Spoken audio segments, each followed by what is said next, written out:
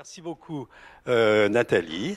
On a bien entendu ton invitation à t'étonner et à être étonnant. Donc on va faire ce qu'on peut pour être étonnant. On va en tout cas essayer de rendre très concret, pratique, de restituer par aussi des expériences vécues, par ce que chacun a pu, l'expérience que chacun a pu avoir, essayer de mettre des choses concrètes, encore une fois, sur les mots que tu as présentés.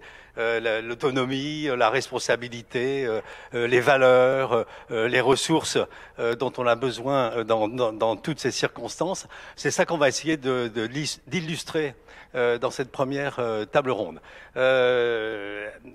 Grâce, donc, à 3.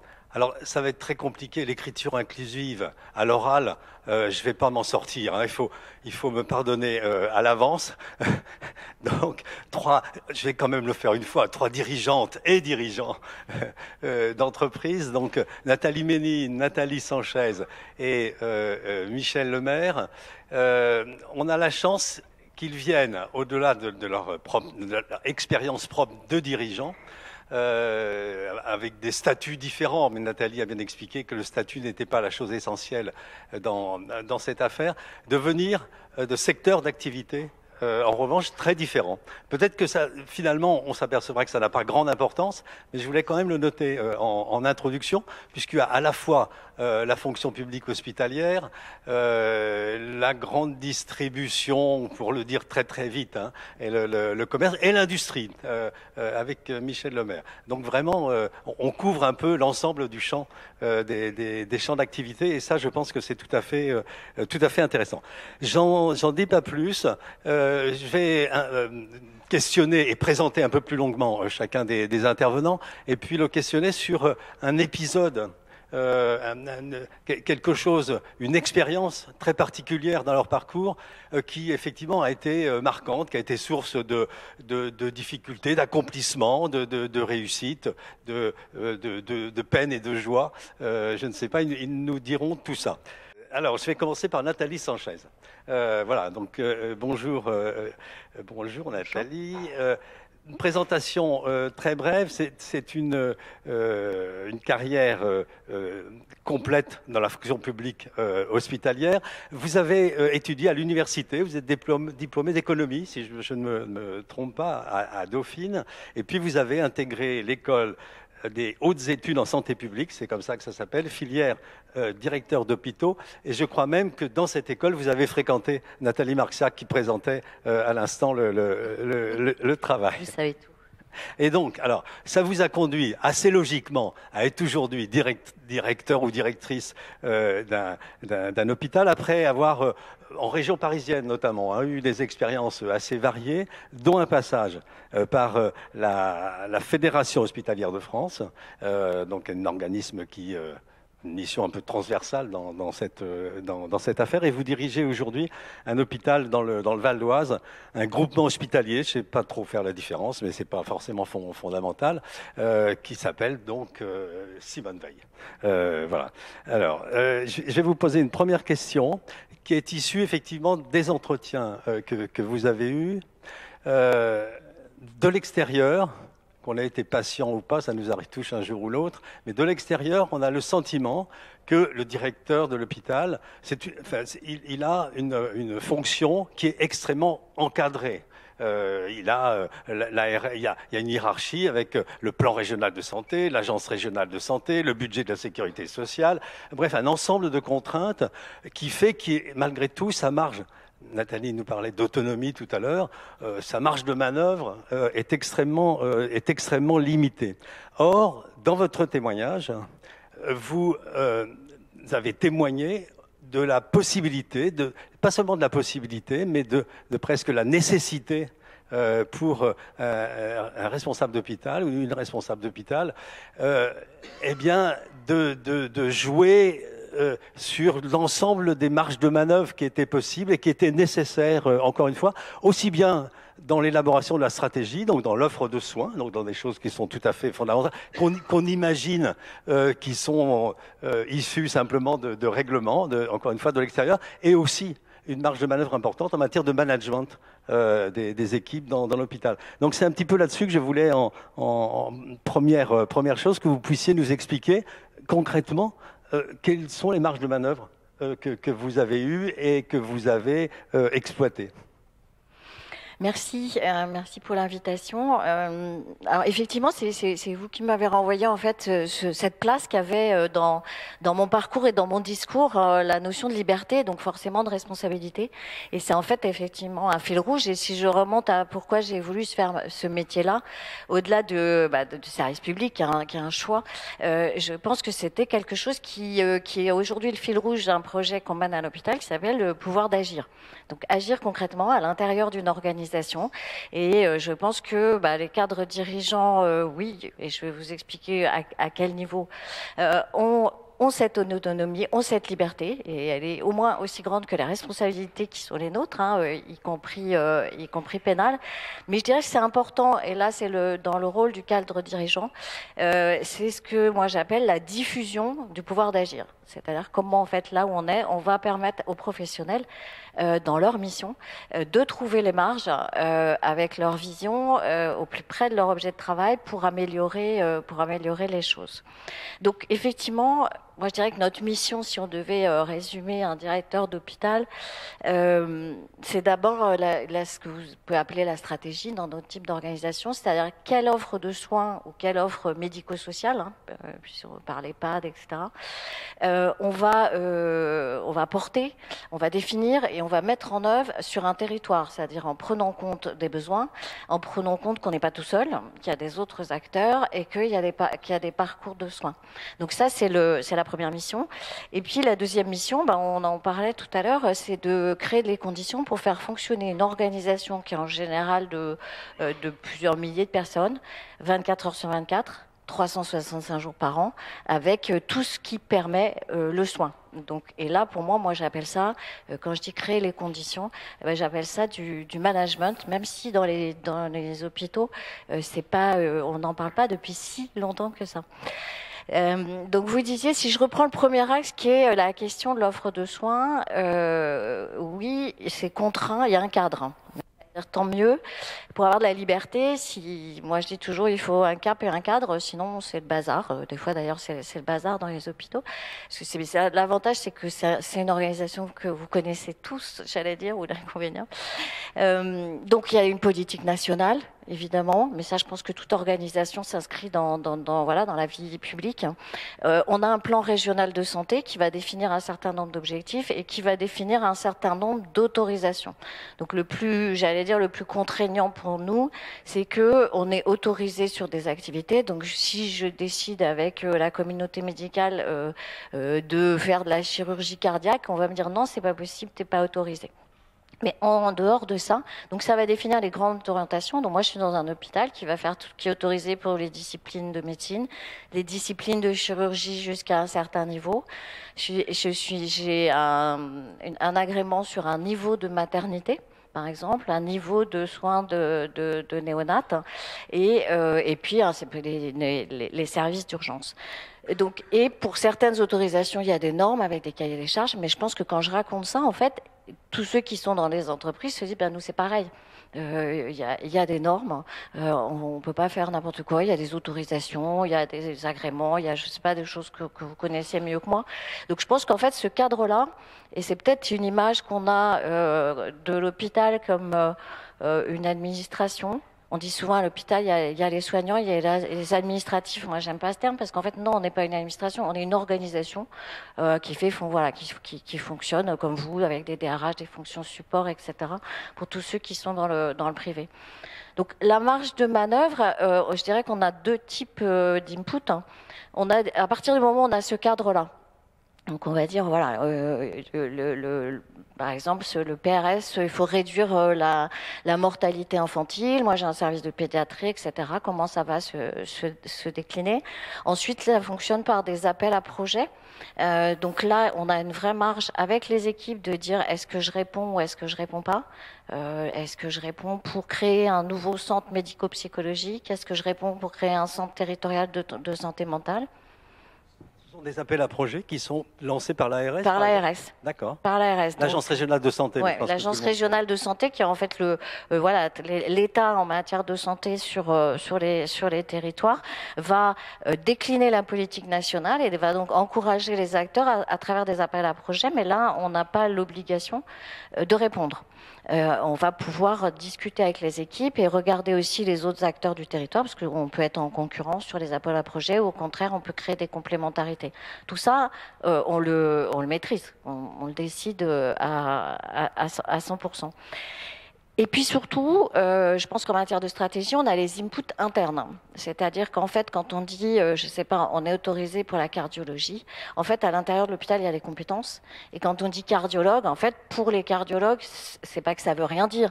Mais derrière, il y a tout un tas de compétences et de surspécialisation. Donc, il y a des équipes qui vont venir nous voir. Par exemple, la cardiologie, il y en a qui vont vouloir faire plutôt en ambulatoire de l'insuffisance cardiaque. Par contre, il y en a d'autres, c'est cardiologues interventionnels. Ils vont vouloir faire les coronarographies. Alors ça, il y a une autorisation. Ou sur la chirurgie, vous savez à quel point les chirurgiens sont spécialisés aujourd'hui, sont surspécialisés par rapport à leur discipline. Donc c'est aussi de voir, bien sûr, les besoins, les compétences et les envies avec les équipes pour faire émerger en fait des sujets sur lesquels on va investir et l'institution va dire dans le cap stratégique. Donc nous, on a un cap stratégique, par exemple, qui est autour d'un hôpital de séjour à un hôpital de parcours. Pour montrer voilà, l'organisation en interdépendance de l'hôpital. Dans ce cap-là, on fonctionne donc avec un binôme de gouvernance à l'hôpital, c'est-à-dire le directeur est nommé, est responsable de tout, et le président des médecins, qui est vraiment un binôme, est élu et a moins de responsabilités. Donc c'est une petite joke pour mes binômes, hein, mais on a l'habitude, par exemple, avec le président des médecins, de porter ce qu'on appelle un projet médical vivant, c'est-à-dire d'aller refaire le tour de toutes les équipes, à peu près tous les 2 ans, pour retravailler, voir ce qui émerge en termes de stratégie, d'envie, de projet et d'idées, qu'on confronte ensuite avec les besoins du territoire. Donc vous voyez que sur cette partie stratégique, il y a énormément de marge. Quand vous dites les besoins du territoire, vous avez quel moyen de les identifier? Est-ce que c'est, je sais pas, il y a des enquêtes qui sont faites, il y a des choses comme ça? Parce que sinon, c'est un petit, s'il n'y a pas ce paramètre-là, ça veut dire que c'est quand même à la main des équipes internes qui vont plutôt vouloir favoriser leur spécialité, par exemple. Alors effectivement, on a une vision à la fois des besoins et on a une vision de où se passent les activités. Et donc, on peut par exemple considérer qu'une activité, on sait que les patients d'un territoire vont aller à tel et tel endroit pour se faire soigner. Donc, on peut se dire là, sur certains sujets, eh ben, si nous, on avait une offre de proximité, si ça a du sens, les patients du territoire, ils pourraient avoir une réponse. Parce qu'on connaît leur parcours, plus ou moins, et on connaît les besoins aussi par rapport au cadre qui a été donné. En disant le taux de mortalité, ça veut dire qu'il y a des besoins en néonate, par exemple, si je prends la périnate. Donc oui, on a des éléments. Et puis surtout, en termes de stratégie, s'il y a déjà une offre à 15 minutes qui fonctionne bien, surtout quand on est un service public, on va discuter avec les médecins en disant est-ce que ça vaut vraiment la peine de développer, ou est-ce que on va travailler en collaboration, ou est-ce qu'on va pas développer cette offre de soins, par exemple. On raconte aussi, mais on passera après sur le management, mais ce que j'entends aussi, c'est que le financement à l'acte, hein, c'est le paiement à l'acte pour les hôpitaux, finalement, comment dire, privilégie un certain nombre de services qui vont être considérés qui sont mieux rémunérés. Comment on arrive à arbitrer aussi avec cet impératif financier d'équilibre budgétaire de l'hôpital malgré tout? Effectivement, il y a une partie qui est financée à l'acte, pas tout quand même. Hein. Il y a des enveloppes pour certains sujets. Si on prend par exemple les soins palliatifs, on n'est pas financé à l'acte. Hein. On a des enveloppes sur nos équipes mobiles. Si je prends la chirurgie par exemple, oui, on va être financé à l'acte. Et là, j'allais dire, moi je suis pas pour le tout financement à l'acte, mais ça a permis de développer une offre. Parce que si on se dit qu'on va développer une offre, on sait combien on va avoir de recettes.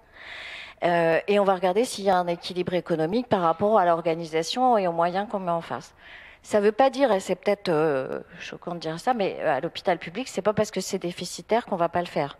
Mais comme je dis, il ne faut pas avoir que des projets déficitaires, parce que sinon, on n'y arrive pas, parce que c'est quand même une organisation par rapport à une entreprise qui ne maîtrise pas ses coûts, parce que les salaires, voilà, et qui ne maîtrise pas ses prix.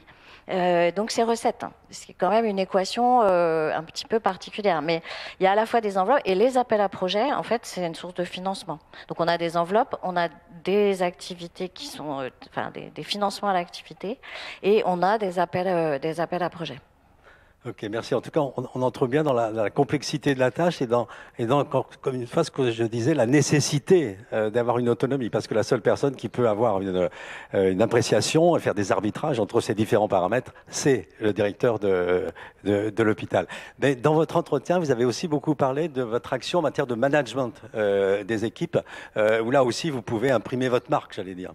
Alors, je reviens juste sur ce que vous disiez, quand vous dites c'est le directeur de l'hôpital, c'est le directeur de l'hôpital avec son binôme médical, sachant qu'on fonctionne avec un directoire qui est médico-directeur. Et je pense que c'est important dans nos organisations. Donc, je précise ça. Oui, sur le deuxième axe, en fait, j'allais dire en matière de management, la liberté, elle est très, très grande. Aujourd'hui, comment on va, qu'est-ce qu'on nous demande en fait? On va avoir quelques contraintes effectivement de négociation de temps en temps là avec le Ségur. On va avoir, c'est moi ce que j'appelle les figures imposées, un certain nombre d'indicateurs qu'on regarde, s'il n'y a pas trop de mouvements sociaux, quels sont voilà, les indicateurs classiques, hein, l'absentéisme, le turnover, etc. Mais j'allais dire, on n'a pas d'objectif au-delà de ça. Et donc les figures libres sont quand même voilà, à la main des équipes hospitalières. Et je pense que surtout, et là pour le coup pour moi c'est un marqueur, on parlait du cadre dirigeant, c'est de dire de donner le là des conditions qu'on va créer pour l'engagement, de comment on va, quels moyens on va mettre pour faire vivre une communauté de professionnels. Là où je suis, c'est 2600 professionnels, c'est 70 métiers. Et je pense que là, on peut vraiment donner un cap, on peut donner une intention et une envie, c'est sur le sujet managérial. Donc je vais vous donner quelques exemples. Pardon. J'ai parlé au début de la liberté. Pour moi, c'est un aiguillon dans cette fonction parce que forcément, le quotidien n'est pas toujours.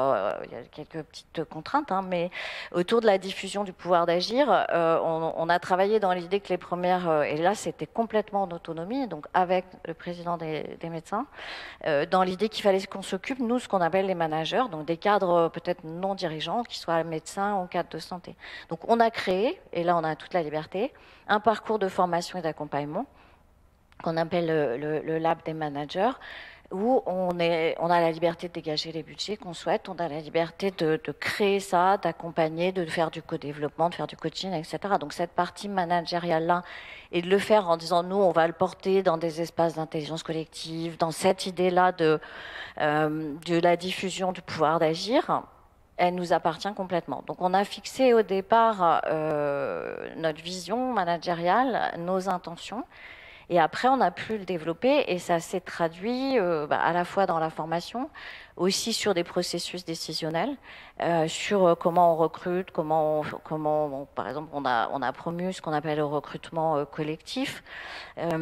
Donc, pour moi, c'est la partie. Alors maintenant, il y a quelques années, grâce à Olivier Clarisse, cette notion de management est arrivée, cette notion qu'il n'y a que le collectif qui va permettre d'avancer dans la qualité des soins. Elle est présente, elle est partagée. Mais la façon dont chaque équipe hospitalière va la traduire, de mon point de vue, elle est complètement à la main des dirigeants de ces organisations. Malgré le recrutement avec un statut de la fonction publique hospitalière, mais ça ne concerne pas forcément tout le personnel, tous les salariés. Combien il y a de personnes dans le groupement hospitalier que vous dirigez? Il y a 2600. On est 2600. D'accord. On est 2600, donc les statuts sont très très variés, mais quand on va travailler sur l'accompagnement des managers, hein, pour qu'ils puissent justement donner plus d'autonomie à leurs équipes, quand on va développer des dispositifs comme la prime d'engagement collectif, qui sont des dispositifs tout à fait réglementaires, ça concerne tous les statuts, et on peut décider sur des dispositifs comme ça de mettre 3 000 € ou 100 000 €. On a tout à fait la marge de manœuvre pour ça. Donc, je dirais qu'on a écrit presque en lettres d'or, tout ce qui n'est pas interdit est autorisé. Tout ce qui n'est pas interdit est autorisé. C'est un bon. On peut l'écrire dans beaucoup de. C'est les Shadocks qui disent ça, mais en tout cas, moi, j'aime bien. D'accord. Mais je veux dire, vos interlocuteurs à l'ARS, etc., savent que vous avez ce type de. Bon. En fait, je sais pas, c'est pas l'élément. Il faut que je fasse du politiquement correct parce que c'est filmé. C'est pas les éléments majeurs des discussions et des objectifs qui me sont donnés. Donc, à partir du moment où l'établissement apparaît avec, sur les critères de l'ARS, je dirais, alors non plus maintenant, mais pas un équilibre financier, mais voilà, une situation budgétaire maîtrisée, une situation sociale aussi maîtrisée, c'est là que je dis qu'on a beaucoup de marge de liberté. Je n'ai pas une demande de rendre compte de ma démarche managériale. Et tant mieux, hein, et tant mieux. Pour exercer cette marge de liberté, marge de manœuvre que vous avez parfaitement illustrée, rendue tangible, quelles sont les ressources dont vous avez eu besoin? Dans l'entretien, vous avez dit quelque chose qui m'a étonné et qui m'a intéressé. Vous avez dit, je me suis alimenté en théorie aussi. C'est-à-dire que ces ressources, c'est pas simplement j'ai puisé dans mon expérience ou dans, je sais pas, des qualités innées que j'aurais eues, etc. Je suis allé me ressourcer. Je suis allé chercher des choses, y compris dans des théories du management. Comment vous avez fait? Qu'est-ce que ça vous a apporté, cette nourriture en théorie? Alors, les ressources, avant de parler des théories, les ressources au quotidien, et je réagissais sur ce que Nathalie disait tout à l'heure, on n'est pas seul, on n'est vraiment pas seul dans notre exercice. Et moi, clairement, ma ressource au quotidien, c'est l'équipe de direction, et c'est donc des directeurs d'hôpitaux, des directeurs des soins, etc. Donc ça, c'est la ressource du quotidien, vraiment, et puis ce binôme de gouvernance. Après, oui, parce que moi, j'ai souvenir de mon arrivée comme jeune professionnelle, où j'avais pas les clés de lecture. D'un côté, une organisation quand même hyper pyramidale. J'avais l'impression qu'il y avait des chefs à plumes à tous les étages, un truc cloisonné, en silo, etc. Et en même temps, effectivement, des marges de liberté. D'un côté, un engagement, une humanité incroyable hein, dans les métiers hospitaliers et des relations parfois très dures entre professionnels. Et donc, j'avais des intuitions autour de la question du collectif, autour de la question de où est-ce qu'il faut poser la bonne, enfin, où est-ce que doit être la décision, etc.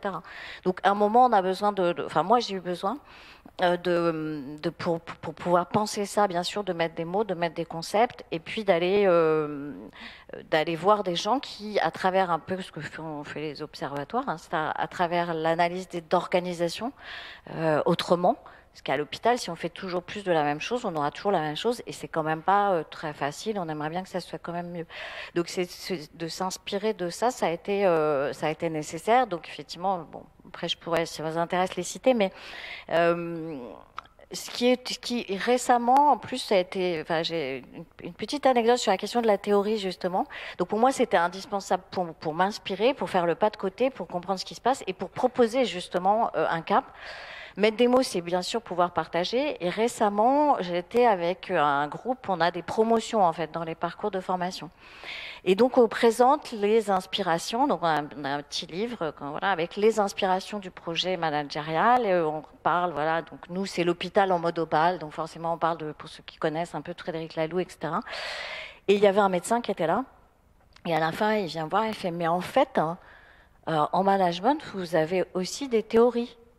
Et donc, d'un seul coup, il s'est dit, mince, il y a des compétences, c'est un métier, etc. Et en fait, quand vous travaillez avec des médecins, qu'est-ce que font les médecins quand ils abordent un sujet? La première chose, ça s'appelle la revue de littérature. Je prends un sujet, je regarde tout ce qui a déjà été écrit sur le sujet. C'est leur démarche de raisonnement.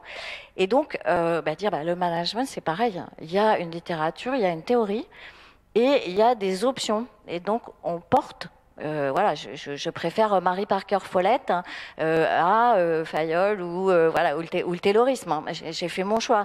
Voilà, chez MacGregor, je préfère X ou Y, même si on sait qu'on a les deux. Et donc, ça me paraissait important aussi, et notamment pour dire que dans nos organisations publiques comme l'hôpital, pour moi, en fait, le management, c'est la clé, c'est stratégique, c'est le levier. Et que, effectivement, ça tombe pas du ciel, on ne naît pas manager.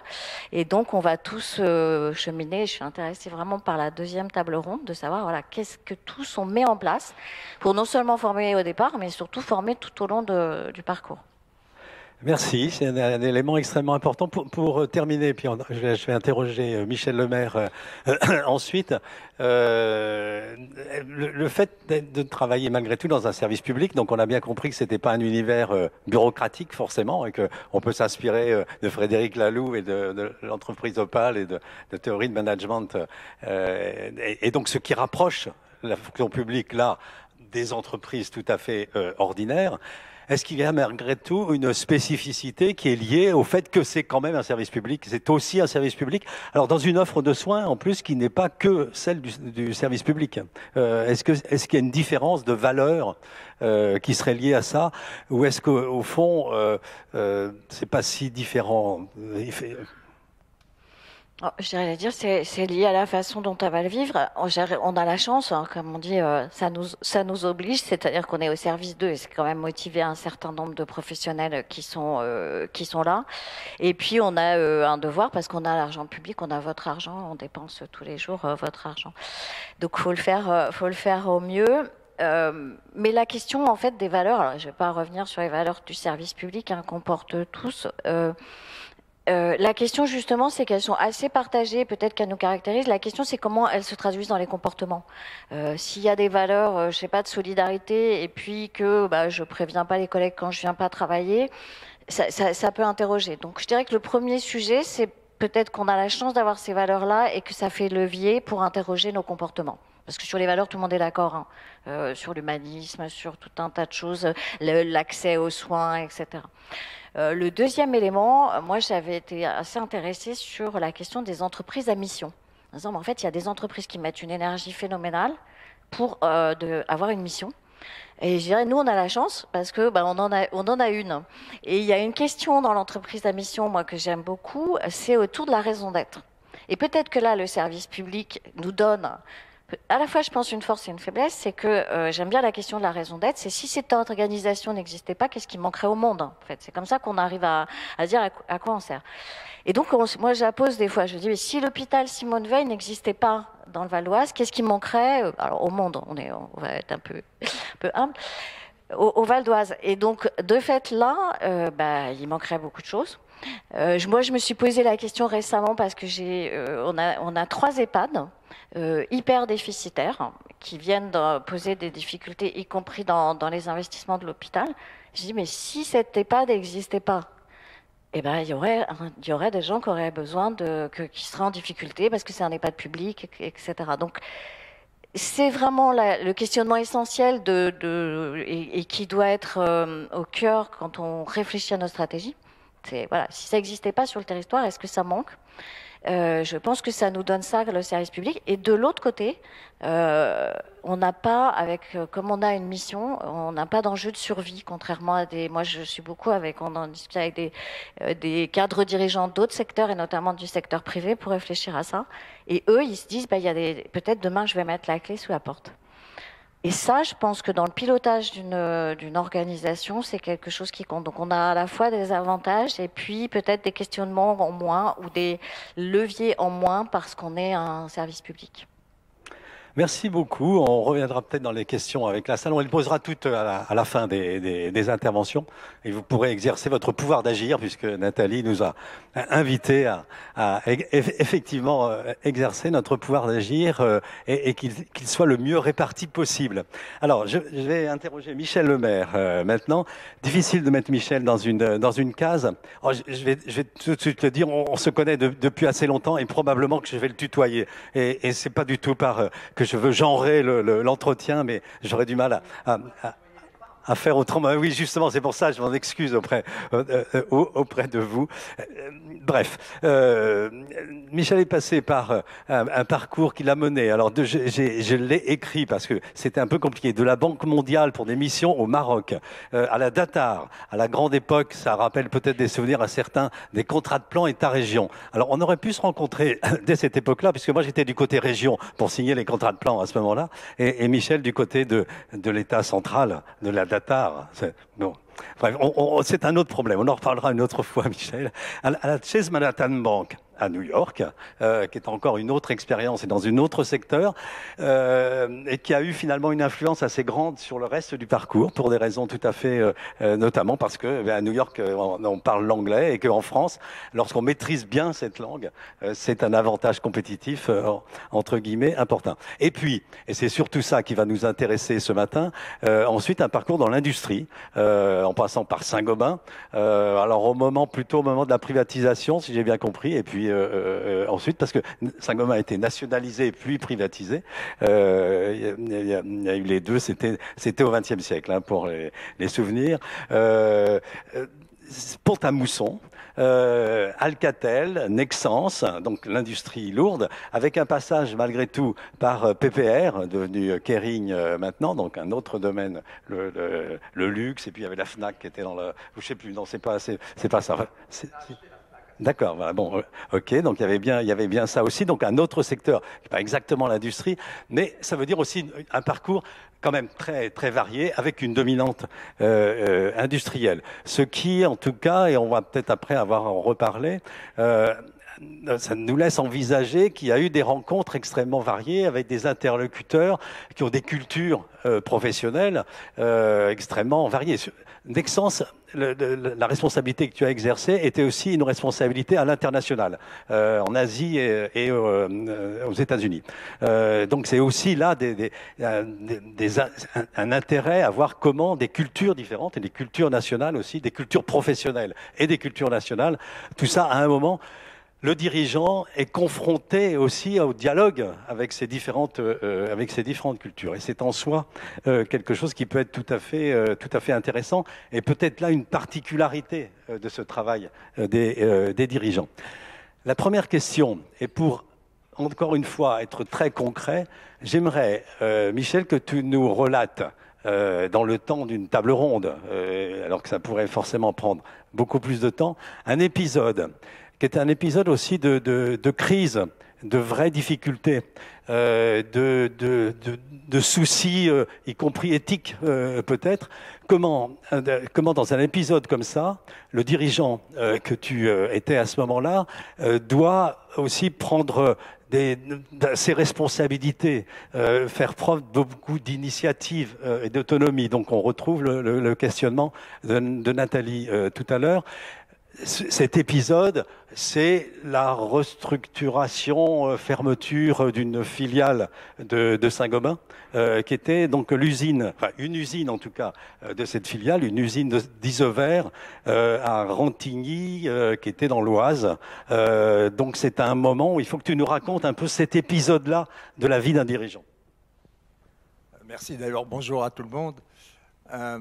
Donc après 9 ans de Datar, en septembre 84, je suis recruté par Saint-Gobain pour Saint-Gobain Développement. Saint-Gobain Développement, c'était un nom générique, hein, donc on dépendait bien de la compagnie, de la direction générale de Saint-Gobain et de la compagnie de Saint-Gobain. C'est un nom générique. Très vite, on nous a appelés les forces spéciales, donc ça vous donne... à la fois, on faisait bien sûr appel à nous pour les restructurations, on faisait appel à nous pour des acquisitions et des intégrations de filiales, notamment à l'étranger, dans le périmètre du groupe. On faisait appel à nous aussi pour vendre des filiales. Donc la direction générale du groupe avait décidé d'aller chercher des profils, entre guillemets, différents que les profils classiques d'ingénieurs ou de financiers divers et variés. Enfin bon.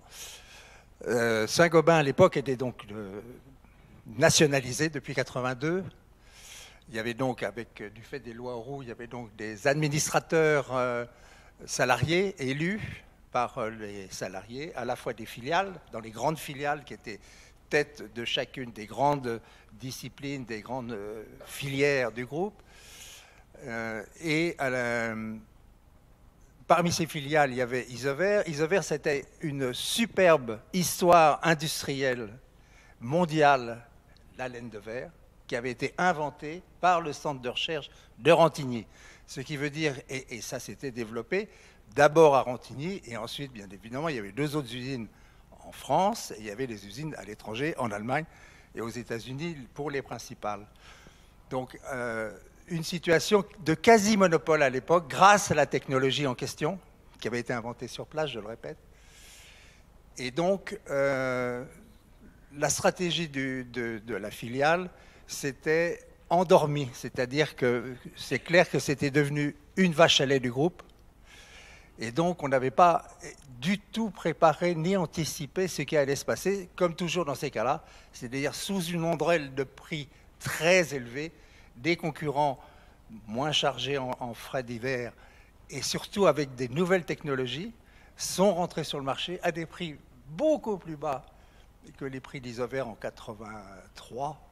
Et là, les résultats d'Isover se sont effondrés. Très grave erreur de stratégie économique, hein. Ça c'est clair. Moi, quand je suis rentré dans le groupe, on m'a demandé de regarder, de me faire un avis personnel sur la situation d'Isover. Pour moi, c'était évident, un, que c'est une très grave erreur de stratégie, et deux, qu'il n'y avait pas autre chose à faire que de ramener l'établissement de Rantigny de 1300 personnes à 300 personnes. Annoncer aux salariés et aux représentants du personnel, annoncé en octobre 84. Donc bien évidemment, ce qui est totalement légitime, choc, incompréhension, mise en cause des dirigeants. Et un comité de groupe a lieu le 5 décembre 84. Il est envahi, ce comité de groupe, par 200 salariés, accompagné par un journaliste de la première chaîne, ce qui fait qu'au 13h du 5 décembre, il y a eu un reportage sur l'envahissement du comité de groupe de Saint-Gobain par 200 salariés qui, bien évidemment, potentiellement, étaient ceux qui allaient perdre leur emploi. Alors, l'équipe de direction de Saint-Gobain à l'époque, c'était Fauroux, Roger Fauroux, un remarquable président qui avait survécu à la nationalisation, si je puis dire. C'est le seul qui avait été renommé président de Saint-Gobain après privatisation, après nationalisation. Les autres avaient été changés. Parmi les cadres dirigeants du groupe, il y avait Alain Minc comme directeur financier, José Bidguin comme directeur des ressources humaines, Francis Maire qui était à la tête qui est devenu ministre après aussi, à la tête de Pont-à-Mousson, et je cite aussi Alain Gomez qui est devenu après patron de Thomson. Donc c'était ça le groupe, en gros. Donc le soir de cet envahissement, j'ai la surprise d'être convoqué par Fauroux, qui me dit, très vite, il me dit, il était furieux, non pas contre les salariés, non pas contre les syndicalistes. Il dit, mais c'est un échec, mais absolu. Premièrement, personne n'avait anticipé, n'avait prévu, ne m'avait prévenu qu'il y avait 200 personnes qui allaient venir. Déjà, c'est dire, c'est dire. Deuxièmement, la formulation. On dit, on va supprimer 1000 postes. Non, on ne va pas supprimer 1000 postes. On va supprimer le travail de 1000 personnes. C'est comme ça qu'il faut parler aux gens. Bon, alors moi, je me faisais tout petit. Il me dit, voilà, ce qu'il faut faire, c'est s'intéresser aux gens.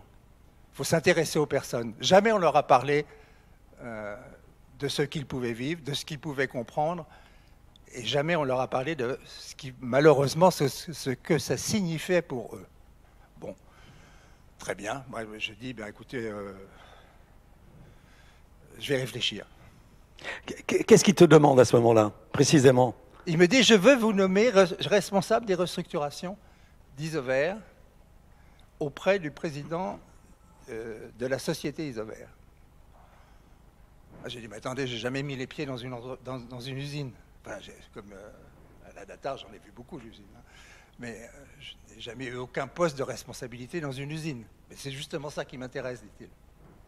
Parce que moi, ce qui m'intéresse, c'est qu'on s'intéresse aux gens. Maintenant qu'on leur a expliqué, et c'est normal qu'ils n'aient pas compris les raisons pour lesquelles on allait fermer les 2 principaux ateliers de cet énorme établissement, j'aimerais qu'on s'intéresse aux gens et qu'on leur parle. Très bien. Et alors, comment tu fais? Ben oui, c'est là que les ennuis commencent, hein, ça c'est parfaitement clair. Donc, d'abord, je me précipite chez Minck et chez Bidguin, en leur disant, c'est à vous que je dois ça. Ils avouent, ils disent, oui, bien évidemment. Vous n'aviez pas d'autre choix. Non, non, on n'avait pas d'autre choix. Non, et c'est là que l'autonomie commence. Ah, vous n'avez pas d'autre choix, donc on est tous dans la même barque.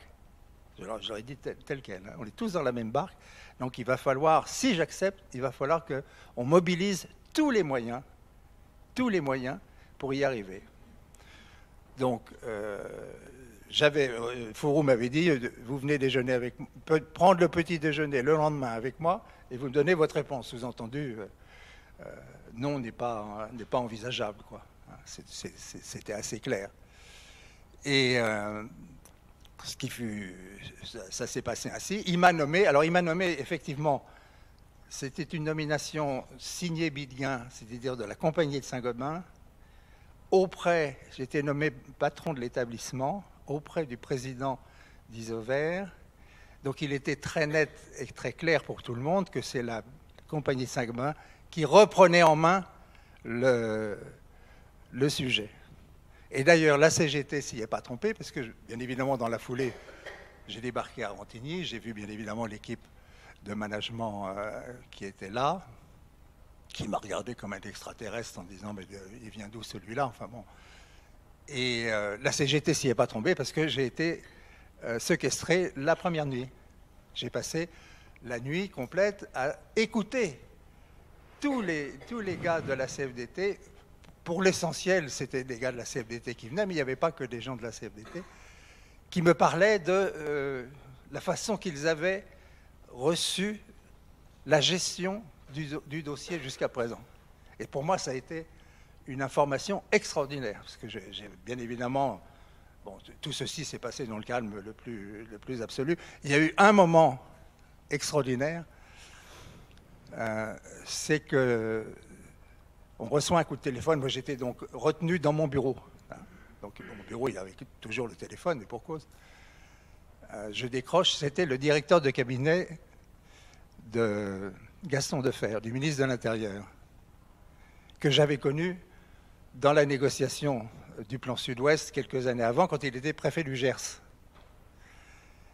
Et il me dit, alors le maire, qu'est-ce qui se passe? J'ai dit, qu'est-ce qui se passe? C'est quelque chose de tout à fait normal, puisque les gens, visiblement, n'ont absolument pas compris ni accepté pourquoi. Et il me dit, est-ce que j'envoie la troupe? Et j'avais mis le haut-parleur à ce moment-là. J'ai dit, non, il faut laisser encore un peu de temps, parce que moi, c'est extrêmement intéressant pour moi.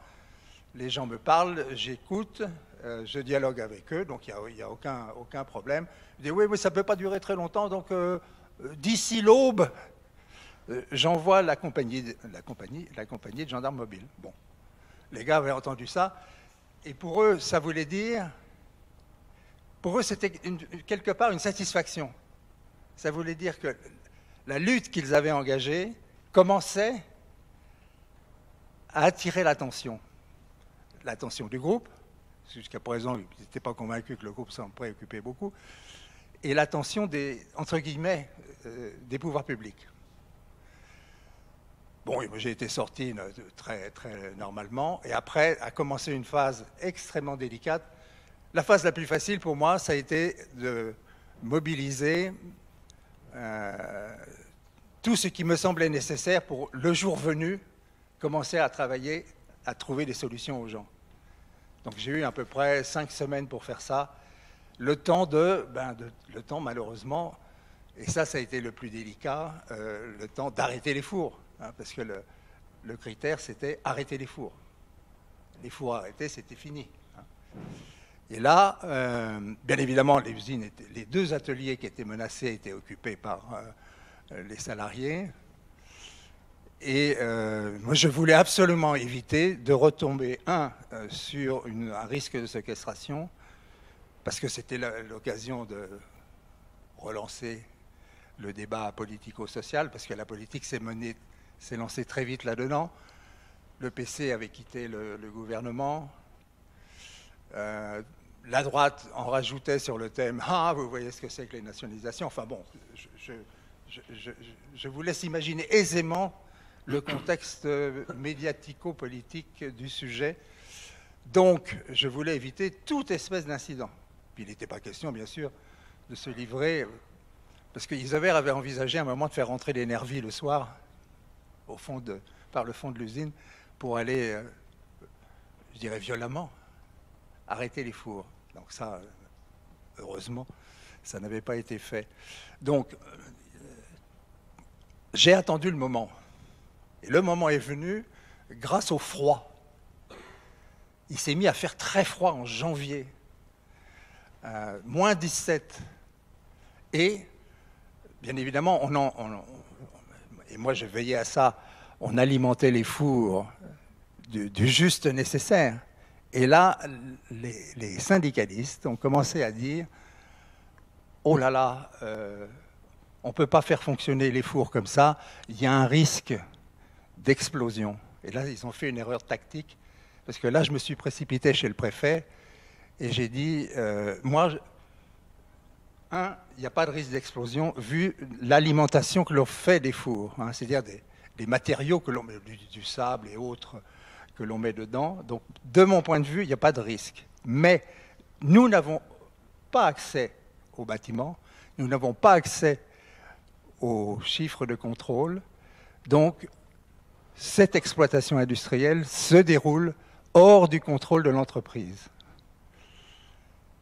Il dit, très bien, je le note. Il est venu avec moi voir Fauroux après. Il a demandé rendez-vous dans la foulée à Fauroux, en disant, le sens de son déplacement, c'était « Est-ce que vraiment vous allez donner les moyens à le maire de faire ce qu'il faut ?» Alors Fauroux était un peu choqué de la question, en disant « Bien évidemment, si je l'envoie, c'est tout le monde qui est mobilisé dans la maison. » Bon. Et le préfet était venu également avec la directrice départementale du travail. Je vous dis ça parce qu'à l'époque, existaient encore les autorisations administratives de licenciement. Hein, ça existait toujours, donc ça rajoutait aux difficultés. Et à un moment, ils ont organisé à Clermont-de-Loise, à quelques kilomètres au nord de Rantigny, une Xème réunion avec les élus, les journalistes, sur le thème « C'est scandaleux, l'usine risque d'exploser ». Alors là, je me suis précipité au téléphone auprès du préfet en disant « C'est maintenant. C'est maintenant, il faut, vous faites comme vous voulez. Soit moi, je vais en référer au tribunal, soit vous prenez un arrêté d'arrêt d'exploitation du fait des risques en matière de sécurité civile. » Il a choisi cette voie-là. J'ai eu un papier. Il a donné le papier en question, l'arrêté en question, au chef de la sécurité civile de l'Oise et à un fonctionnaire du ministère de l'Industrie qui était chargé de venir exiger de la direction de l'usine l'arrêt du four. Et il n'y avait personne. Enfin, il y avait des pauvres malheureux qui avaient été laissés là par leurs camarades qui veillaient sur les fours. Donc j'ai réuni l'équipe. Je leur ai dit, bien évidemment, ceux qui ne veulent pas venir avec moi, je le respecte tout à fait, c'est votre décision, il n'y a aucun problème. Ceci étant, moi, il y a un seul qui appuie sur les boutons, c'est moi, mais comme je ne sais pas lesquels, donc j'ai absolument besoin qu'au moins quelques-uns m'accompagnent. Ils sont tous venus, on a arrêté les fours du plus gros atelier, on s'est pointé au deuxième atelier pour le deuxième four. Là, il y avait un technicien de la CGT qui a refusé que j'appuie sur... Et on avait décidé qu'on n'insistait pas, donc voilà, ça s'est arrêté comme ça. Ensuite, occupation de l'usine, ensuite Alors, occupation de l'usine, ça posait problème parce que parmi les ateliers qui restaient, il y avait un atelier qui fabriquait des pièces pour l'automobile, hein, des pavillons sous les toits. Hein. Donc là, j'étais un peu ennuyé par cet aspect des choses. Très vite, ils ont levé l'interdiction d'accès aux gens de cet atelier. Et très rapidement, on a signé un protocole de fin de conflit. Et là, une autre forme d'emmerdement, entre guillemets, potentiel commençait. C'est qu'est-ce qu'on fait d'une troupe de 1000 personnes qui vient de comprendre que c'est fini, hein, que jamais ils reviendront au boulot comme avant. Donc, heureusement qu'on avait préparé ça.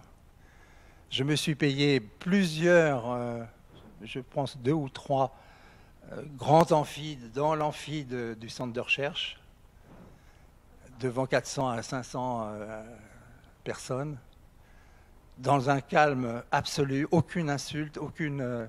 les gens, c'était d'une évidence et qu'ils ne me surprenaient pas, étaient totalement effondrés. Je suis sûr qu'il y a encore beaucoup de choses à dire, Michel. C'est comme ça que je suis devenu dirigeant. Quoi. C'est voilà, une expérience dans laquelle ce que je retiens aussi, c'est qu'à un moment, il y a nécessité qu'une personne incarne une fonction bien particulière au milieu d'intérêts, au milieu de convictions, au milieu de postures extrêmement diverses dans l'entreprise et extérieure à l'entreprise. Quand la presse intervient, les politiques interviennent, etc. Absolument. Et comment à un moment on arrive, il faut que quelqu'un arrive à prendre en compte un petit peu ces différents paramètres. Alors, or, tu étais quand même missionné par l'entreprise. Comment on fait valoir, comment on négocie au sein de l'entreprise, qui malgré tout vous emploie, comment on négocie d'avoir cette liberté de prendre en compte des paramètres et des intérêts qui ne sont pas ceux de l'entreprise directement, qui sont extérieurs à l'entreprise? Non, mais là, c'est la partie la plus facile, ça. C'est la question de l'autonomie que tu as posée aussi à Nathalie. Ils n'avaient pas le choix. Ils n'avaient pas le choix. A fortiori, encore moins le choix à partir du moment où ils m'avaient nommé. Il y avait une sorte d'obligation de résultat, pas uniquement pour moi, bien évidemment. Enfin, moi, c'était par rapport à mes propres valeurs. Mais pour le collectif de la direction du groupe, ils n'avaient absolument pas le choix. Donc quand j'ai accepté le lendemain matin au petit déjeuner à Fauroux d'y aller, je lui ai dit, je ne rapporte que à Minck et José Bidien, et je veux les pleins pouvoirs. Il n'est pas question que quiconque interfère sur ce que je vais proposer et tenter de mettre en œuvre. Donc ça, c'est facile quelque part. Mais ça veut dire qu'il faut qu'il y ait un dirigeant, en l'occurrence Fauroux, qui accepte. Ah, tout à fait. Que tu es sur cette opération-là. Il était tellement furieux, il était lucide d'ailleurs sur le dérapage qui s'était produit, à tout niveau, que... il n'a pas hésité une seconde. Et après, ça s'est effectivement passé comme ça. Bon, on a mobilisé quoi? Énormément de gens pour rechercher essayer d'implanter des entreprises sur place, rechercher des emplois, faire des formations, mobiliser des psychologues pour éviter... Parce que l'obsession que vous avez dans ces cas-là, vous l'imaginez, c'est le suicide. Vous faites partager cette obsession à tout le monde, très vite. Et d'ailleurs, les gens y pensent eux-mêmes, d'ailleurs. Hein. Et la raison pour laquelle on a décidé de ne pas laisser les gens chez eux, c'était essentiellement ça. Il fallait les occuper intelligemment. Évident de les occuper intelligemment dans une situation comme ça, mais il y avait quand même un certain nombre de boulots à faire. Donc, il est clair que le plus facile n'a pas été Je pense que tout le monde progressivement a compris qu'il n'y avait pas le choix, y compris les syndicalistes. Merci Michel d'avoir. J'ai encore une question, puis après je passerai à Nathalie Méné. Merci d'avoir restitué un épisode dont souvent les dirigeants qui ont été mêlés à ce type d'affaires répugnent un peu à parler.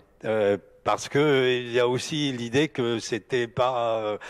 alors, il n'y a pas de quoi être fier, même si effectivement tu restitues qu'à un moment, il n'y avait pas le choix, comme tu le dis, c'est-à-dire qu'on est arrivé à une situation où malgré tout, il faut prendre ses responsabilités par rapport à des faits et des erreurs qui ont été faites, mais on en est là.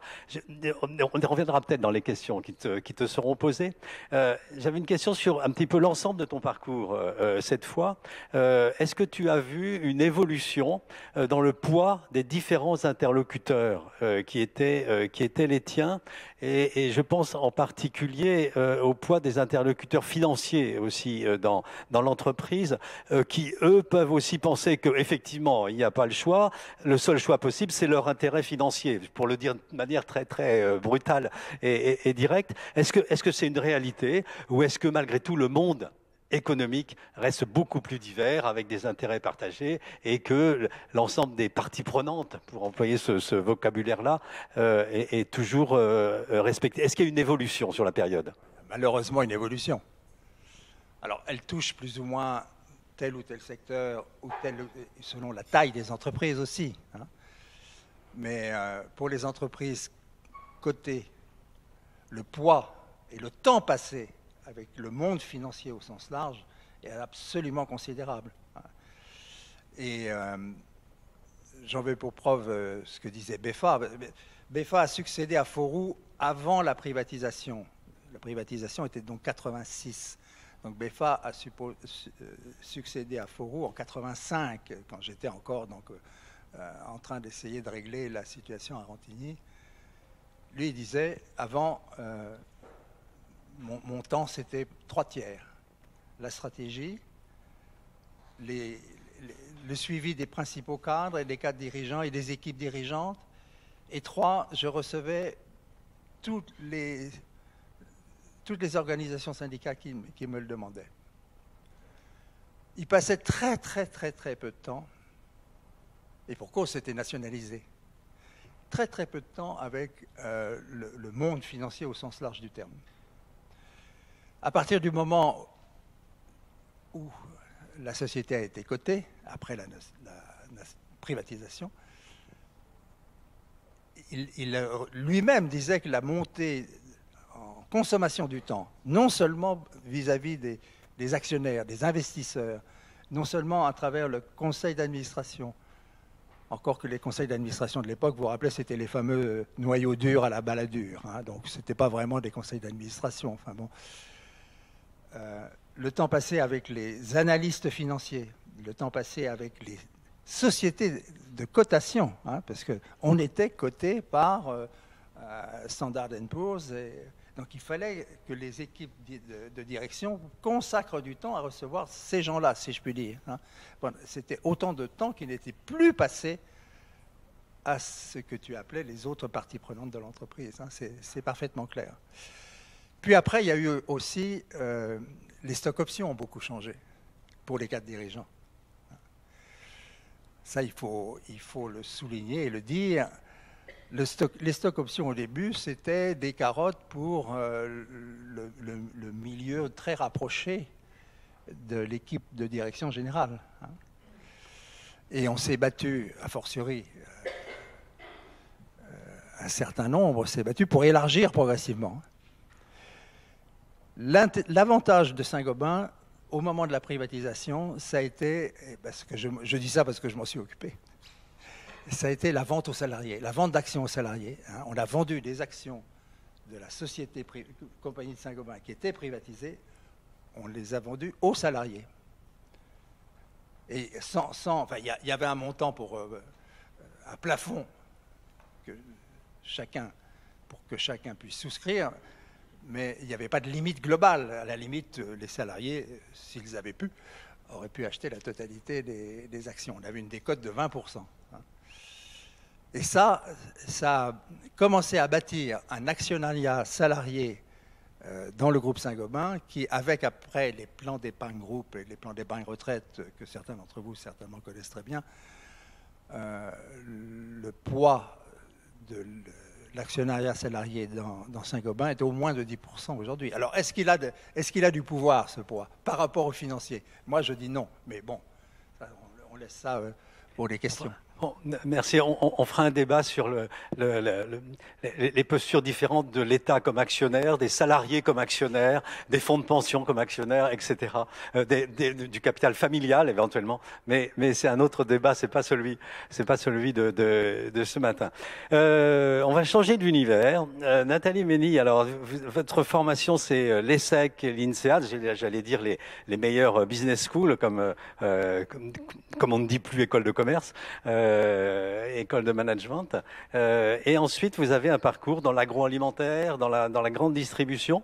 Mais pour vous présenter, une autre particularité, lorsqu'on a échangé, vous avez aussi insisté sur le fait que vous dirigiez une association dans le domaine de la santé, et là comme dirigeante bénévole d'une association de patients atteints d'insuffisance rénale, et que les responsabilités qu'on exerce dans ce cadre-là, qui sont peut-être pas à la même échelle, mais peuvent avoir la même implication et avoir la même importance dans la vie qu'on peut avoir. Alors, pour varier un petit peu les situations professionnelles dans lesquelles chaque dirigeant a à se débattre, à montrer ses capacités, on dira comme on veut, dans votre parcours, vous avez exercé vos responsabilités dans le cadre, à plusieurs reprises, dans le cadre toujours très complexe de fusion. D'entreprise. Donc c'est encore un autre sujet. Alors en particulier une fusion qui avait été beaucoup commentée, celle entre Carrefour et Promodes.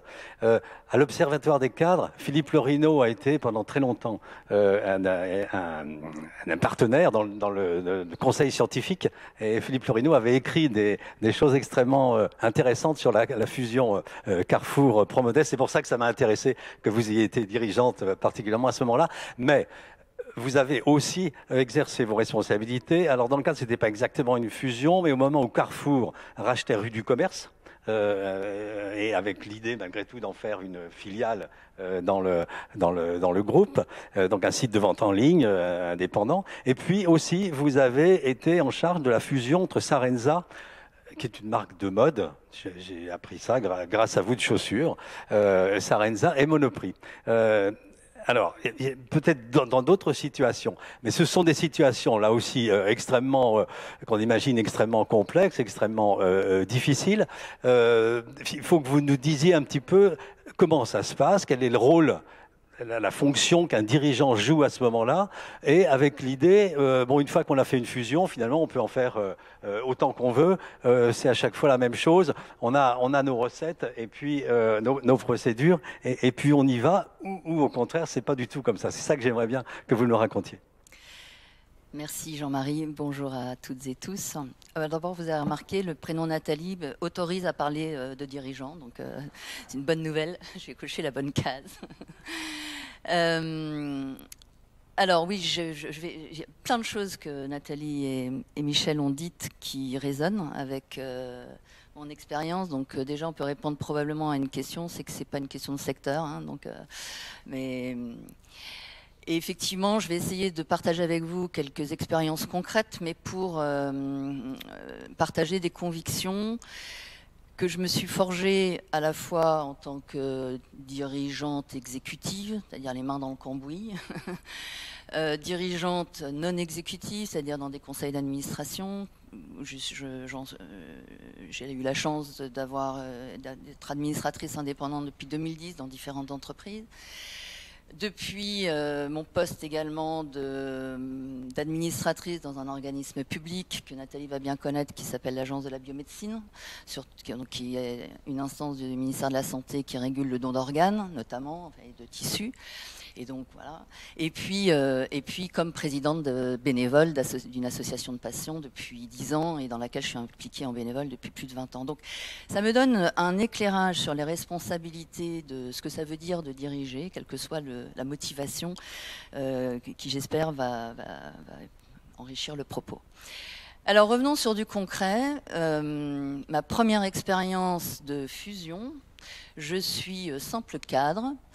D'ailleurs, je ne sais pas très bien encore la différence entre cadre et cadre dirigeant. Je suis rentrée chez Carrefour un an avant, un peu plus d'un an et demi avant. Je suis à la direction des achats des produits de grande consommation. mon passé comme fournisseur d'un industriel a fait que Carrefour m'a demandé de les rejoindre à ce moment-là. Et je suis appelée pendant le week-end, alors que je suis en vacances, pour me dire « Reviens vite au siège, demain on fait une grosse annonce » et on est fin 99. Et j'apprends comme ça, alors que je fais partie des cadres de l'entreprise. Donc Carrefour, à l'époque, c'est à peu près 40 milliards, Promodes aussi. Donc on m'annonce qu'on va se marier. Techniquement, c'est une OPE, donc une offre publique d'échange. Et donc le communiqué de presse et l'annonce aux salariés sort en même temps, avec un slogan que certains, bon, j'ose pas dire parce que vous êtes beaucoup plus jeunes souvent, mais bon, se souviennent peut-être, mais le slogan c'était 1 + 1 = 3. Voilà. Et donc on part bille en tête, et donc le storytelling c'est génial, 2 entreprises d'à peu près de même taille, qui font le même métier, qui ont des sites complémentaires en France, donc pas de recouvrement de magasins, donc ça sous-entendu, pas trop de casse sociale, parce qu'il n'y aura pas l'autorité de la concurrence qui va dire qu'il faut fermer tel ou tel magasin, pas trop, hein, voilà.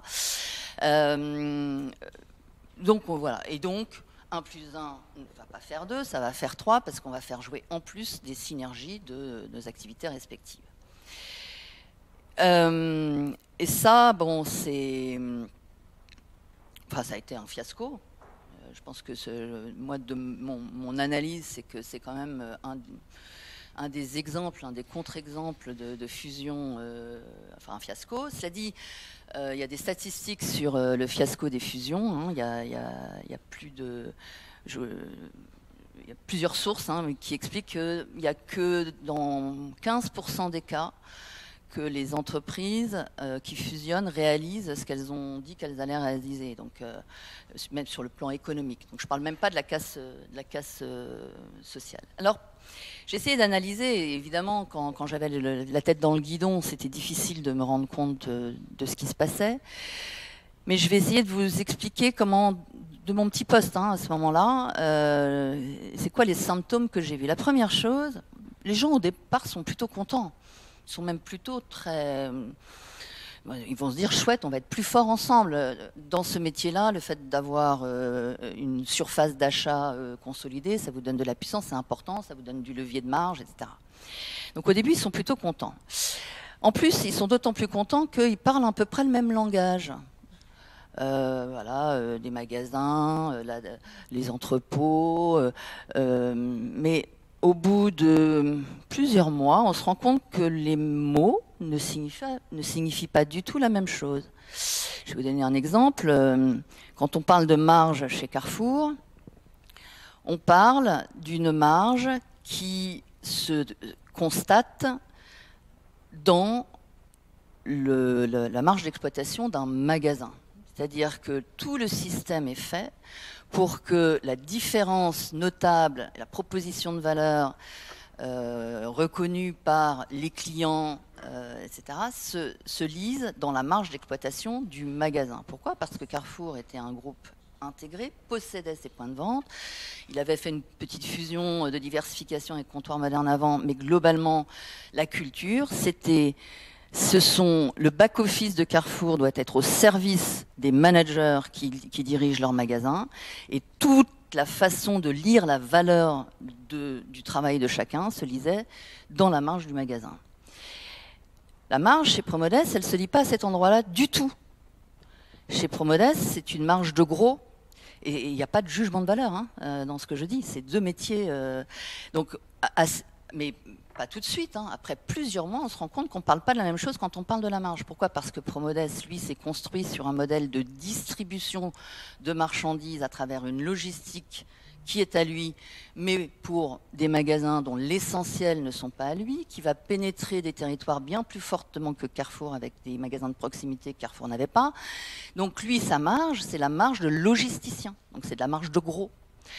Et donc...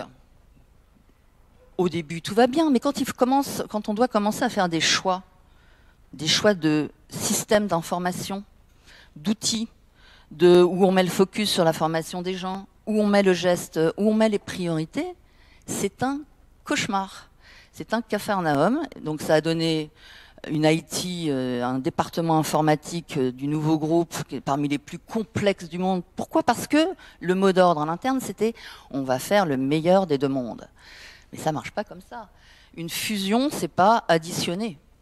Une fusion, c'est emmener des équipes, emmener des gens qui ont des personnes qui ont un passé avec une entreprise, chacun de leur côté, qui sont attachés. Ils y ont vécu, ils y ont grandi, ils y sont restés. Enfin, en tout cas, ils sont là au moment où la fusion se fait. Et vous allez pas, si vous leur donnez pas du sens à pourquoi vous fusionnez, quel est le nouveau souffle que vous donnez, vous les perdez. Donc très très vite, qu'est-ce qu'on voit? On voit les meilleurs qui partent, on voit du découragement, on voit... Alors les synergies d'achat, elles se font, donc au début ça va, mais comme il n'y a plus de jus et il n'y a plus d'âme côté magasin, c'est quand même ça qui fait que derrière on achète, hein, donc assez vite ça se tarit. Donc faut pas croire que la fusion, c'est d'empiler les compétences, j'ai vécu à ce moment-là les consensus de façade, c'est générateur complètement de complexité. Vous êtes dans le tourbillon, c'est-à-dire que vous avez des centaines, des dizaines de projets qui arrivent et des tas d'objectifs qui sont assénés aux équipes et pas de vision globale.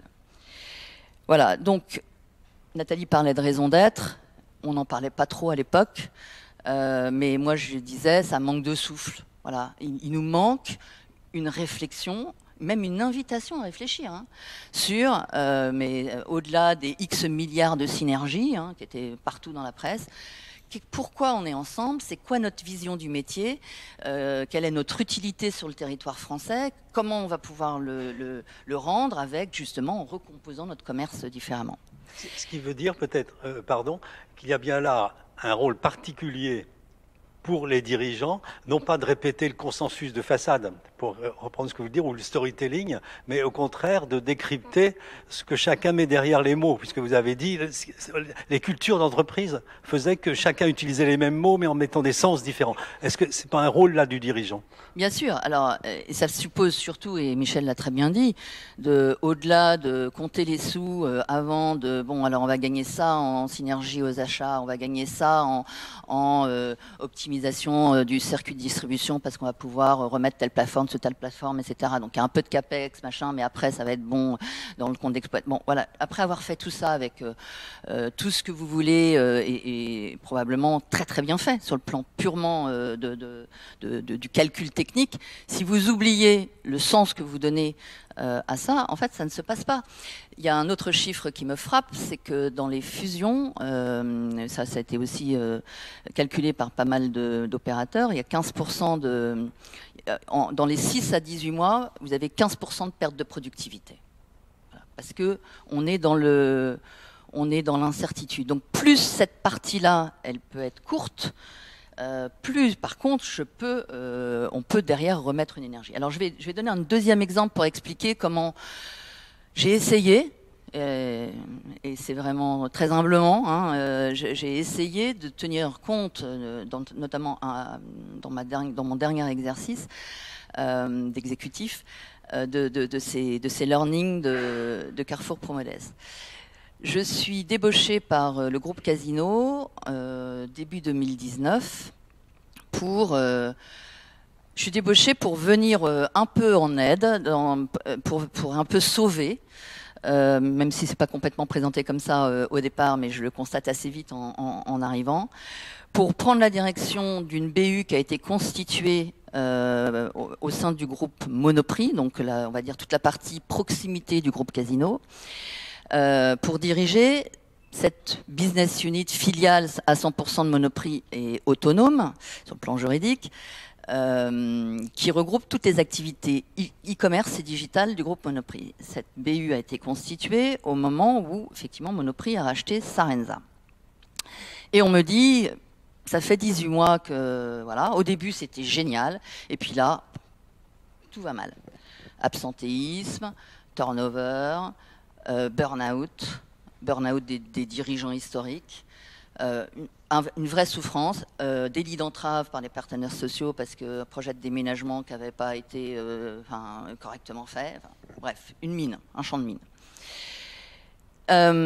Et donc, je fais ce qu'on apprend. Alors, pour le coup, dans la 3e table ronde, comme disait Nathalie, ça fait partie des choses que j'ai appris chez Carrefour, c'est les 100 jours du dirigeant, commencer par écouter et être une éponge, et surtout ne l'ouvrir que pour poser des questions, mais surtout pas pour dire ce qu'il faut faire. Et à la fin de ces 100 jours, je fais mon rapport d'étonnement de mon patron. Et le titre de mon rapport d'étonnement, c'est « 2 dindons n'ont jamais fait un aigle ».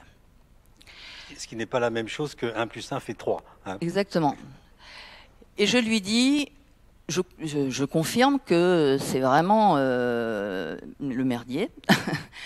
Pourquoi? Parce que voilà tout ce que vous avez dit au moment de la fusion. Vous avez dit, Monoprix est une super marque avec un service incroyable, des sites incroyables dans Paris et sur la France, une offre de mode qui est une des rares de la grande distribution à sortir un peu avec sa gamme bout de chou, blablabla. Mais Monoprix, c'est une vieille dame, ils sont nuls en digital, donc grâce à Sarenza, ils vont pouvoir avoir des compétences et des outils pour lancer la partie digitale de Monoprix. Et Sarenza, c'est génial, c'est un menhir dans le digital, ça fait 15 ans qu'il existe, c'est un business monoproduit sur la chaussure, qui par contre est dans 26 pays d'Europe, c'est une des meilleures références du e-commerce en termes de qualité de service, donc il y a toutes les compétences pour que Monoprix en bénéficie, mais Sarenza arrive au bout de son modèle parce que être que sur la chaussure et qu'en ligne, il perd de l'argent, il en est à sa 4e levée de fonds et il va dans le mur s'il n'y a pas des magasins derrière pour faire du relais. Et donc j'explique à mon patron que ça n'est pas en présentant l'un comme sauveur de l'autre, enfin, le fait de faire ça, ça génère de manière endogène des victimes. Donc, concrètement, j'avais les gens de Monoprix qui disaient, qui avaient été mis dans cette filiale, qui étaient des anciens du marketing de la maison mère Monoprix, des anciens de l'IT de la maison mère Monoprix dans cette filiale disaient, oui, donc nous, on est les enfants abandonnés de la maison mère et on vient dans une filiale pour apprendre de ceux qui viennent d'arriver comment on doit faire du e-commerce. Donc, vous voyez le niveau de fierté des personnes sur place. Et puis les gens de Sarenza au début, chouette, Monoprix va mettre du pognon, donc on va pouvoir refaire ce qu'on veut, donc ils le voient comme un sauveur, voilà. Et puis ils se rendent compte que Monoprix, groupe coté, ça parle pas du tout de la même façon qu'une start-up depuis 15 ans. Ils ont l'impression de pas être compris, ils utilisent un vocabulaire qui est absolument pas compris, des rituels qui n'ont rien à voir. Et donc là, dès qu'on a eu déménagé, j'ai profité de ce signe physique pour les emmener vers une raison d'être, qu'on a travaillé ensemble, qui du coup dépassait la partie des marques, était plus grande que les marques et surtout était vibratoire pour chacune des personnes, quel que soit leur métier et quelle que soit la marque pour laquelle ils travaillaient. L'idée étant, notre phrase a été « enchanter le quotidien par la qualité de la relation ». Et ça voulait dire qu'on allait se capitaliser sur ce qu'on avait racheté chez Sarenza en vrai. C'était une culture d'autonomie des personnes au plus près du terrain, notamment dans son service client. C'est une marque, pour ceux qui connaissent un peu le business, qui a un NPS. Je ne sais pas si ça vous parle, le NPS, le Net Promoter Score, c'est un calcul normé qui donne un score sur 100 du taux de recommandation d'une marque. Sarenza est à 80. Amazon est à 60. C'est juste pour vous donner un ordre de grandeur. Amazon est quand même la référence en termes de services en e-commerce. Et pourquoi Sarenza est à 80? Parce que tout le modèle construit depuis 15 ans, mais ça, c'était pas du tout dans les due deals d'acquisition de Sarenza, parce que le mode de management était vraiment sur cette idée que l'expérience client doit être différente, différenciante. Donc, par exemple, aucun indicateur pour dire combien de temps a duré ton appel avec le client. Le seul indicateur, c'est est-ce que le client, tu lui as répondu au premier appel, au premier coup, premier contact, appel ou tweet ou ce que vous voulez, et il est content de la réponse. les 2 seules choses qu'on va regarder. Que tu aies mis 1 heure, que tu l'aies appelé, que tu l'aies... on s'en fout. Et du coup, ça donne une motivation et un management d'une équipe d'une 30aine de personnes pour les 26 pays d'Europe, internalisée, qui en fait irradie toute la culture de l'entreprise. Voilà, donc c'est juste pour expliquer que... Et dans le dossier de reprise de Sarenza, que j'ai lu après, puisque je suis arrivée après, il n'y avait aucunement ça de mentionné. On mentionnait les synergies de l'entrepôt mécanisé, de boîtes de chaussures avec l'entrepôt qui, lui, fait du souple, voilà, de Monoprix.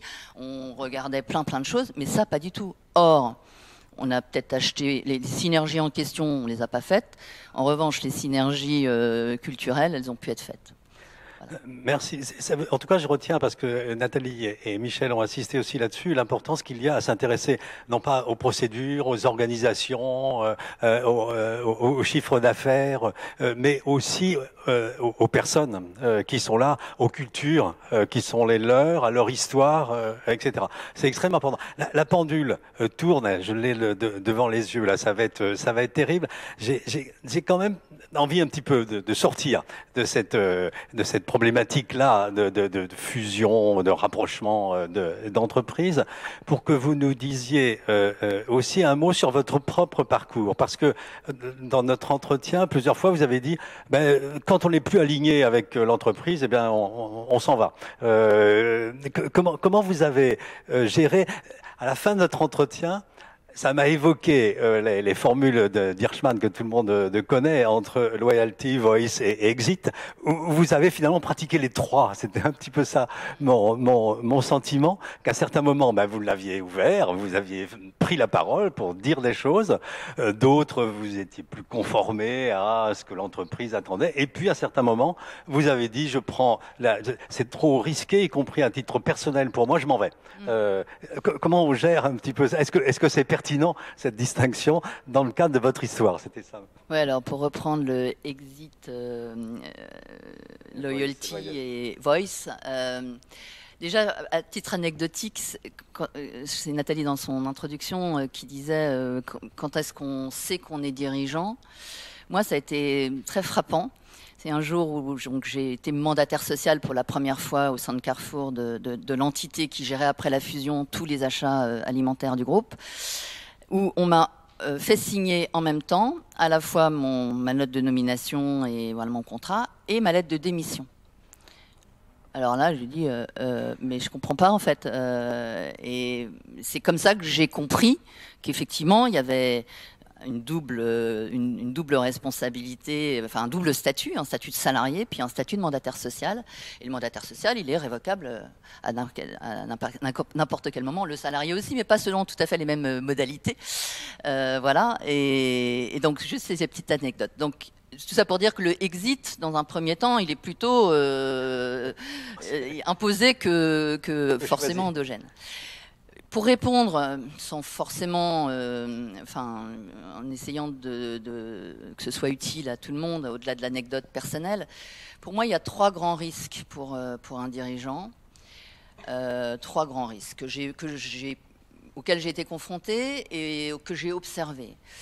Le premier, probablement le plus fréquent, et qui n'est pas que sur les dirigeants, qui est sur les cadres en général, c'est le sentiment de toute puissance. C'est un énorme risque, d'abord pour la boîte, mais aussi pour le dirigeant, parce que la chute va être très lourde.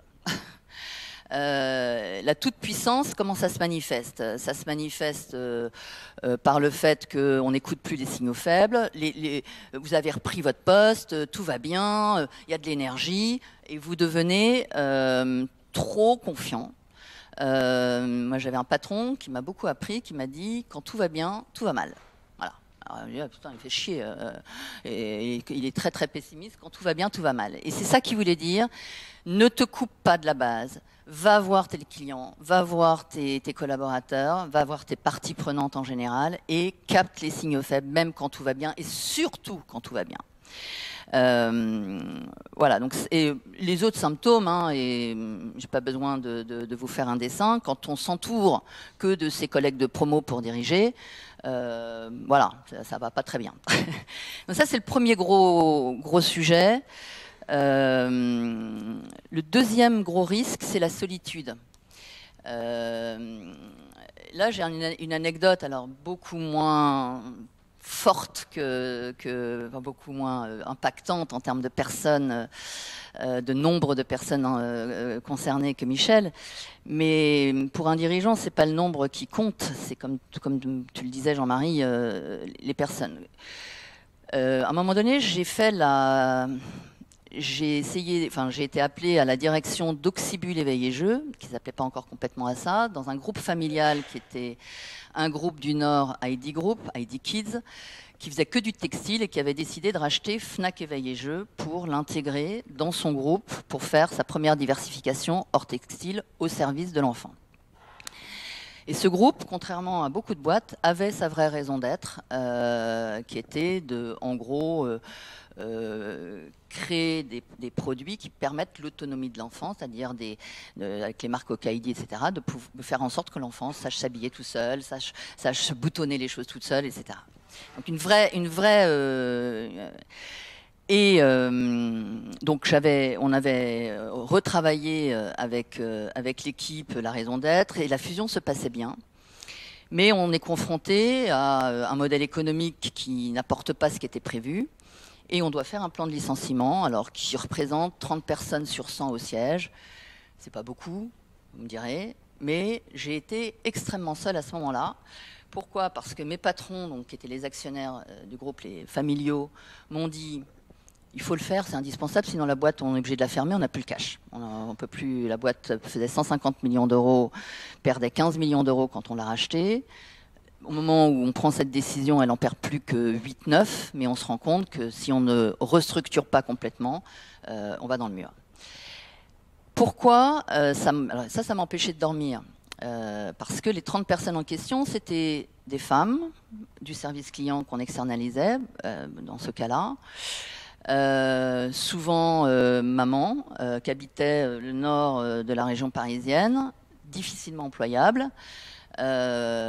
Donc, ma première préoccupation, c'était d'abord de faire en sorte d'un plan d'accompagnement qui leur permette de retrouver un boulot. Donc, on a mis tout un plan de formation et d'accompagnement, y compris.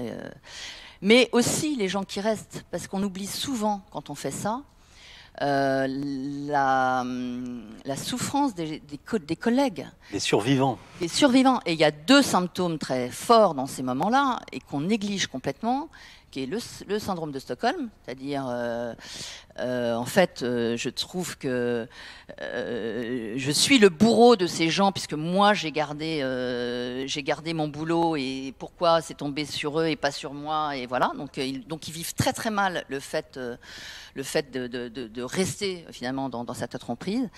Et puis le deuxième symptôme, c'est ils vont partir, mais ça va nous faire plus de charges de travail. Voilà. Donc là, moi, mon mantra, c'est pas en tout cas le mantra que je partage avec mes équipes, c'est on n'est pas toujours responsable de tout ce qui vous tombe dessus dans la vie. On n'est pas toujours responsable de tout ce qui vous tombe dessus. Par contre, on est 100% responsable de ce qu'on en fait. Et pour moi, la caractéristique d'un dirigeant, c'est d'abord ce sens de la responsabilité. Et agir, on n'est jamais 100% libre, 100% autonome. Ce qui est hyper important, c'est d'agir de manière congruente. Donc j'en viens au troisième risque, ouais. Qui est probablement le plus grave. Et le plus grave pour un dirigeant, c'est celui que j'appelle le désalignement. C'est-à-dire quand on vous somme de faire quelque chose à répétition, une fois à la limite, vous pouvez dire c'est un écart, mais à répétition, qui est contraire à vos moteurs profonds, à vos valeurs profondes. Je vais vous donner un exemple. On est après le confinement, donc là je dirige Monoprix Online. On est après le confinement, on est quelques semaines après le confinement. Donc Sarenza, qui avait repris du poil de la bête, on avait remis toutes les équipes en marche, c'était génial.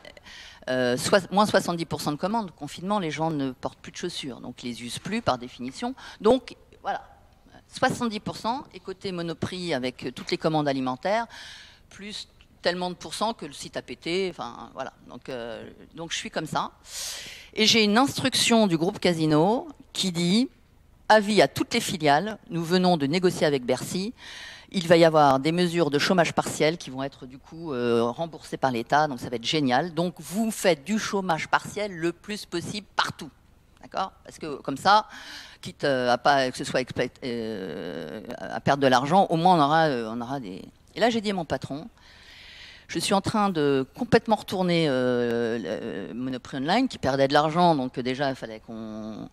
Si tu me demandes de mettre du chômage partiel chez Sarenza, c'est mort. On n'y arrivera plus. Et donc, j'ai dit, tu me laisses l'autonomie pour le faire. J'ai pas dit, sinon je démissionne. Mon patron direct a dit oui. Je l'ai payé plus tard. Donc j'ai réussi, j'étais la seule filiale au sein de Casino à avoir cette exception. Alors d'ailleurs assez mal vécue par certaines autres filiales. Et ça a permis finalement de remettre la filiale à break-even et finalement derrière de la céder parce que finalement c'était pas dans les actifs stratégiques du groupe. Mais voilà. Mais cette question de l'alignement ou du désalignement est effectivement rarement évoquée. Or, elle est fondamentale.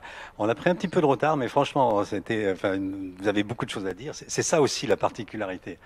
Tout le monde a beaucoup de choses à dire, mais les dirigeants qui sont à la tribune, en tout cas, ont beaucoup de choses à dire. Est-ce qu'on prend le temps pour quelques questions? Néanmoins, je suis prêt à vous écouter les uns et les autres, plutôt. Enfin voilà, un commentaire éventuellement, mais pas trop long, si c'est possible. Et puis des questions éventuelles. Sinon, on les réservera pour après. C'est vrai? Eh bien, si, allez, voilà, il y a quelqu'un. Marc se dévoue. Oui, bonjour, Marc Guyon, CFDT, EDF R&D. Merci beaucoup pour ces partages d'expérience et ces différentes, situations. Je comprends que une bonne partie, finalement, peut-être la spécificité du dirigeant, c'est aussi, si j'ai bien, me semble-t-il, d'orienter, décider, définir, donner du sens. Voilà, mais et plus précisément, j'aurais souhaité peut-être mieux comprendre comment, à un moment donné, on réalise que finalement on est effectivement cette personne-là, un dirigeant, parce que vous êtes, malgré tout votre parcours, tout ça, à un moment donné, même en sortant des meilleures écoles, vous n'étiez pas encore dirigeant, donc il y a bien un moment où vous avez fait cette expérience, et au-delà du fait de signer, si je puis dire, je ne veux pas minimiser ce que vous avez, mais c'est pas la même chose, comment dire, alors pour revenir sur la théorie, sur finalement montrer que l'on dirige finalement la présentation de soi, si je peux dire. Qui souhaite apporter un élément de réponse sur cet élément de... Je ne sais pas si je traduis bien la question, c'est aussi, derrière tout ça, il y a une ambition personnelle aussi, inévitable. Oui, comment on embarque finalement les équipes, comment on les... je pense que Michel Lemaire, à un moment donné, a bien explicité, tout le monde, mais il a pris l'exemple de appuyer sur le bouton. Bien sûr, c'était vous qui étiez autorisé, mais en fait, il n'y a peut-être pas de bouton. Et d'ailleurs, vous ne le saviez pas. Ce sont les, entre guillemets, les troupes qui savent et qui, donc, du coup, d'une certaine façon, à un moment donné, reconnaissent la responsabilité, le rôle du dirigeant, voilà. Michel, peut-être tu peux effectivement répondre, parce que ça consiste à assumer à ce moment-là, quoi, en personne. Ton micro. en écho à ce que dit aussi Nathalie, je pense qu'on prend conscience qu'on est en train de devenir un cadre dirigeant, ce qui n'est pas un objectif. Hein. Pour certains, ça l'est. Hein. Je laisse ça pour la deuxième table ronde. Hein. Il y a certains qui ont fait des grandes écoles et qui considèrent totalement naturel. Hein. En général, ils ne le sont pas d'ailleurs à l'exercice. Hein. Mais il est clair qu'il faut être prêt à assumer des responsabilités, avec les limites dites par Nathalie, c'est-à-dire avoir confiance en soi, mais après, s'il y en a trop, c'est l'hubris. Et surtout, avoir conscience qu'on n'y arrivera jamais tout seul. Même si parfois, on se sent tout seul. À certains moments donnés, on se sent tout seul. Mais en fait, on n'est pas tout seul, c'est pas vrai. Si on a réussi à transférer le pouvoir d'agir, comme a dit l'autre Nathalie, eh bien, c'est pas vrai. Vous n'êtes pas tout seul. Et vous avez très bien pris l'exemple d'appuyer sur le bouton. Moi, je savais pas comment ça fonctionnait un four. Je savais pas que c'était dangereux à 1000 degrés durablement. Je savais rien. Heureusement qu'il y avait une équipe de responsables autour de moi. Et avec le pouvoir d'agir, moi, je leur ai laissé la possibilité. J'ai dit, moi, je vous respecte totalement. Donc, si vous voulez pas faire ce boulot-là, c'est tellement terrible la conséquence de ce qu'on va faire. Prendre ses responsabilités et gérer les emmerdes, en gros, quoi. Pas tout seul. Et on en est récompensé de prendre ses responsabilités ou pas? Ah, c'est une excellente question. Déjà vis-à-vis de soi-même. Exactement. Déjà vis-à-vis de soi-même. Soi-même. Ouais, dans la nuit qui a précédé l'acceptation, entre guillemets, auprès de Fourou, j'ai parlé à quelques proches. Il y en a un extraordinaire qui m'a rappelé cette phrase. De toute façon, tu le sais très bien. Thucydide, la guerre des Gaules, la victoire a 1000 têtes, la défaite n'en a qu'une. Oui. Donc entraîne 1000 personnes pour aider tes 1000 malheureux de Rantigny, et toi tu n'en as rien à faire d'une éventuelle victoire. Par contre, c'est sûr que si ça échoue, ce sera toi. Mais la victoire, on en juge par rapport à soi-même aussi. Hein, c'est ce que, oui, absolument. C'est ce que j'entends. C'est d'abord ça. D'accord. Nathalie. Oui, moi, ça se rejoint. Hein. Je reviendrai à mes amours théoriques qui étaient Marie Parker Follett sur le leadership, qui disait un leader, c'est pas quelqu'un qui fait des grandes choses, c'est quelqu'un qui permet aux autres de faire des grandes choses. Et donc, quand je reviens à pourquoi à un moment je me suis dit, tiens, je vais être DG dans les hôpitaux, je vais prendre des fonctions exécutives, disait Nathalie. C'est qu'il y a quelqu'un, en fait, qui a eu le regard qui envisage et qui va mettre la personne en situation. Donc, je pense qu'il y a ça d'un côté. Et puis, je dirais, de l'autre côté, c'est vraiment... Moi, j'ai plein de souvenirs, notamment pendant le Covid, où on discute et puis il n'y a pas de bonne solution. Et donc, c'est celui qui prend la décision qu'en toute façon, il n'y a pas de bonne décision, de bonne solution, compte tenu de la contrainte du sujet. Et là c'est la responsabilité, je dirais, un peu essentielle et qui est attendue. Ouais. Et on n'a pas de procédure, on ne peut pas s'abriter derrière des procédures à ce moment-là. Il faut effectivement assumer quelque chose qui est... Enfin, voilà, je ne vais pas répéter ce que vous avez très bien dit. Nathalie Mény, ça sera peut-être la conclusion de la table ronde. Je vous passe la parole. Non, juste pour répondre, moi j'ai eu le sentiment de consciemment épouser le costume de dirigeante quand et je me pose 3 questions. Je me dis, est-ce que la responsabilité que j'endosse est utile à quelque chose? Et ça doit me parler. Deuxième chose, la manière d'agir, la façon de le faire. Je peux le faire en lien avec mes valeurs, etc. Et puis la troisième question, évidemment, c'est est-ce que je suis quand même capable, en termes de compétences, pour tenir le poste. Et ce que je trouve intéressant, c'est que cette question-là, vous la contextualisez plus largement que dans votre job de dirigeant de telle entreprise. Je vais faire du coup le lien avec l'association de patients.